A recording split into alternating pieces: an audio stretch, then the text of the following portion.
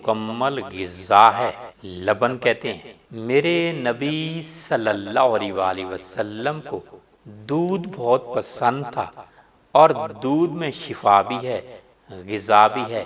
محدثین کہتے ہیں کہ دودھ اور دودھ سے بنی ہوئی سبھی چیزیں مفید ہیں۔ دودھ انسان کو مکمل طاقت دیتا ہے۔ ہم کمزوری سے طاقت کی طرف جاتے ہیں جب ہم دودھ کا استعمال کرتے ہیں، اور دودھ کے بارے میں قرآن مجید میں ذکر ہے۔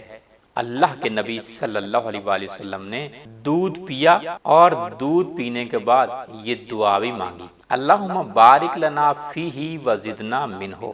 پھر آپ صلی اللہ علیہ وآلہ وسلم نے فرمایا فَإِنِّي لَأَعْلَمُ مَا يَجْزِي مِنَ الطَّعَامِ وَالشَّرَابِ إِلَى اللَّبَنِ، میں دودھ کے علاوہ ایسی کوئی چیز نہیں جانتا جس کے اجزاء بیک وقت کھانے اور مشروب کا کام دے سکیں۔